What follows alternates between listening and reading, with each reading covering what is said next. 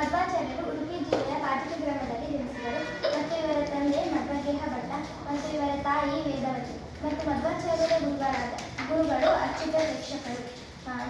ತನ್ನ ಗುರುಗಳಾದ ಅಚ್ಯುತ ಪ್ರೇಕ್ಷಕರಲ್ಲಿ ವೇದ ಮತ್ತು ಉಪನಿಷತ್ತುಗಳ ಅಭ್ಯಾಸವನ್ನು ಪಡೆದರು. ಮಧ್ವಾಚಾರ್ಯರು ದ್ವೈತ ಸಿದ್ಧಾಂತವನ್ನು ಪ್ರತಿಪಾದಿಸಿದರು. ಹಾಗಾದರೆ ರಾಮಾನುಜಾಚಾರ್ಯರು ಯಾವ ಸಿದ್ಧಾಂತವನ್ನು ಪ್ರತಿಪಾದಿಸಿದರು? ಶಂಕರಾಚಾರ್ಯರು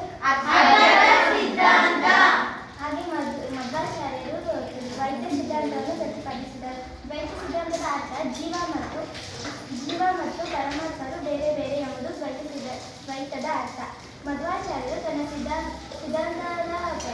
ಸಿದ್ಧಾಂತದ ಪ್ರತಿಪಾದನೆಗಾಗಿ ತೀರ್ಥಯಾತ್ರೆಯನ್ನು ಕೈಗೊಂಡು ಹಲವಾರು ಕಡೆಗಳಲ್ಲಿ ಚರ್ಚೆಗಳಲ್ಲಿ ಭಾಗವಹಿಸಿದರು.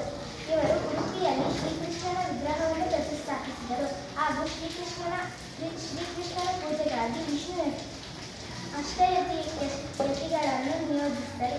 ಶ್ರೀಕೃಷ್ಣನ ಪೂಜೆಯ ಹೊಣೆ ಮತ್ತು ಮುಂದೆ ಅಷ್ಟಮಠಗಳನ್ನು ರೂಪುಗೊಂಡವು. ಅಷ್ಟಮಠಗಳ್ಯಾವುವೆಂದರೆ ಮಧ್ವಾಚಾರ್ಯರು ಅಷ್ಟಮಠಗಳು 8 ಮಠಗಳನ್ನು ಪ್ರತಿಷ್ಠಾಪಿಸಿದರು. ಅದು ಯಾವುದೆಂದರೆ ಕಲಿಮಾರು, ಅದಮಾರು, ಕೃಷ್ಣಪುರ, ಕುತ್ತಿಗೆ, ಶಿರೂರು, ಸೌದೆ, ಕಾಣಿಯೂರು, ಪೇಜಾವರ ಎಂಬ ಪೀಠಗಳನ್ನು ಪ್ರತಿಷ್ಠಾಪಿಸಿದರು. ಮಧ್ವಾಚಾರ್ಯರ ಪ್ರಕಾರ ಜಗತ್ತು ಮಾಯೆಯಲ್ಲ, ಪರಮಾತ್ಮನಷ್ಟೇ ಸತ್ಯವಾಗಿದೆ. ಜಗತ್ತು ಒಂದು ಮಾಯೆಯಲ್ಲ, ಪರಮಾತ್ಮನಷ್ಟೇ ಸತ್ಯವಾಗಿದೆ ಮತ್ತು ಈಶ್ವರ ಮಾತ್ರ ಸ್ವಾತಂತ್ರ್ಯ, ಉಳಿದ ಜಗತ್ತು ನಿತ್ಯವಾಗಿದೆ. ದೇವರ ಮಾತ್ರ ಸ್ವಾತಂತ್ರ್ಯ ಮತ್ತು ಉಳಿದ ಜಗತ್ತೆಲ್ಲ ಭ್ರಮೆ ರೂಪವಾಗಿದ್ದು, ಪರಮಾತ್ಮನಿಗೂ ಜೀವಿಗಳಿಗೂ ಸ್ವಾಮಿ ಸೇವಕ ಸಂಬಂಧವಿದೆ. ಪರಮಾತ್ಮ ಮತ್ತು ಜೀವಿಗಳಿಗೂ ಸ್ವಾಮಿ ಮತ್ತು ಸೇವಕರ ಸಂಬಂಧವಿದೆ. ವಿಷ್ಣು ಅಥವಾ ನಾರಾಯಣ ಒಬ್ಬನೇ. ಸರ್ವೋತ್ತಮ ವಿಷ್ಣುವನ್ನು ಭಕ್ತಿಯಿಂದ ಪೂಜಿಸುವುದರಿಂದ ಆತ್ಮೋದ್ಧಾರ ಅಥವಾ ಮುಕ್ತಿ ಸಾಧ್ಯವೆಂದು ತಿಳಿಸಿದ್ದಾರೆ. ವಿಷ್ಣು ದೇವರನ್ನು ಪೂಜಿಸುವುದರಿಂದ ಮುಕ್ತಿ ಸಾಧ್ಯವಿದೆ ಎಂದು ತಿಳಿಸಿದ್ದಾರೆ. ಮತ್ತು ಮಧ್ವಾಚಾರ್ಯರ ಆರಾಧ್ಯ ದೈವ ವಿಷ್ಣುವಾಗಿದ್ದರು.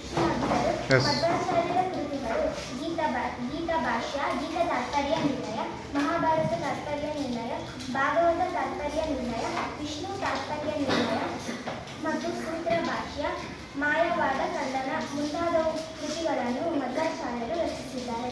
ಮಧ್ವಾಚಾರ್ಯರು ಸಿದ್ಧಾಂತವನ್ನು ಪ್ರತಿಪಾದಿಸಿದಲ್ಲ, ಆ ಸಿದ್ಧಾಂತದ ಪ್ರಚಾರ ಮಾಡಲು ಅವರ ಮಧ್ವಾಚಾರ್ಯರ ಶಿಷ್ಯಂದಿರ ಹೆಸರು ಪದ್ಮನಾಭ ತೀರ್ಥರು, ನರಹರಿ ತೀರ್ಥರು, ವಿಜಯೇಂದ್ರ ತೀರ್ಥರು ಹಾಗೂ ವಾದಿರಾಜ ತೀರ್ಥರಾಗಿದ್ದರು.